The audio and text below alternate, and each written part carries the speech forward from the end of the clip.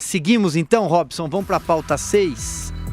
O ex-presidente da República, Fernando Henrique Cardoso, disse numa entrevista à Folha de São Paulo que o Brasil precisa de liderança. Segundo o FHC, o posto hoje está vago. O presidente brasileiro de 1995 a 2002 afirmou também que a fala de Jair Bolsonaro sobre uma repórter da Folha de São Paulo foi inaceitável e avaliou que ele precisa se comportar como um presidente. FHC descartou um risco institucional, mas disse que, abre aspas, o alarme precisa ser dado porque a polarização do país ameaça a democracia.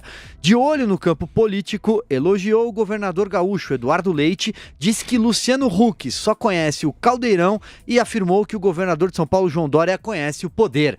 José Maria Trindade.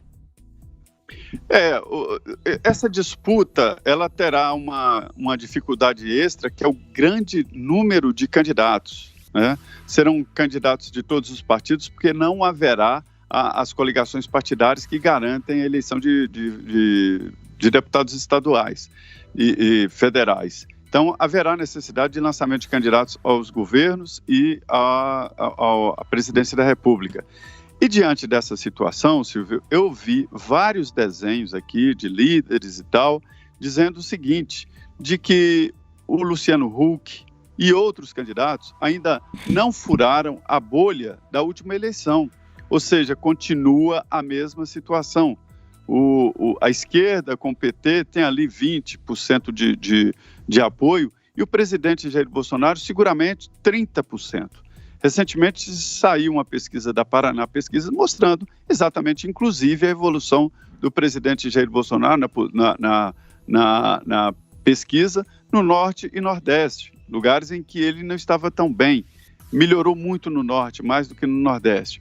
Mas a história é a seguinte, é difícil você ficar falando agora de um candidato que se conhece daqui, se conhece dali, mas na hora da eleição a coisa fica diferente, principalmente candidatos que não têm partido político. Quando não se tem partido, não tem uma base eleitoral. Então ele precisa ser muito forte para bancar sozinho uma eleição, fazer base eleitoral, além de eleitores militantes, né? Só o Bolsonaro até agora conseguiu isso na história recente da política brasileira. Eu concordo com as observações feitas pelo ex-presidente Fernando Henrique Cardoso. Agora, eu tenho de fazer alguns reparos. Eu registro de novo que eu considero, muita gente diz que não, eu mantenho a minha opinião, eu vivi essa época e posso afirmar com segurança. Fernando Henrique Cardoso fez um bom governo. Agora, depois de deixar a presidência, ele tem feito declarações que eu considero incompletas. Por exemplo, faltam líderes. Claro que faltam. Agora, o PSDB contribuiu para essa escassez de líderes ao deixar de ser um partido.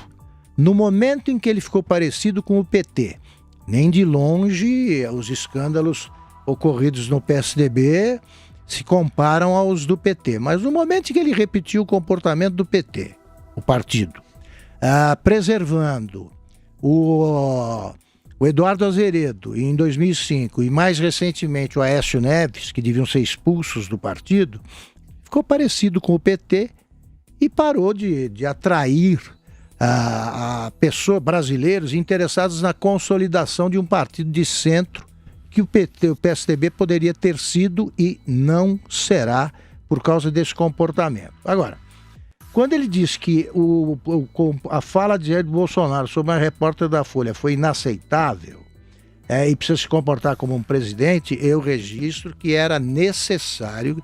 Eu não entendo porque ele não aplicou as mesmas expressões ao Lula quando o Lula falou em polo exportador de viados, referindo-se a Pelotas, mulheres de grelo duro, e por que ele não falou recentemente sobre o comportamento dessa cafajestagem do PT em relação a Regina Duarte.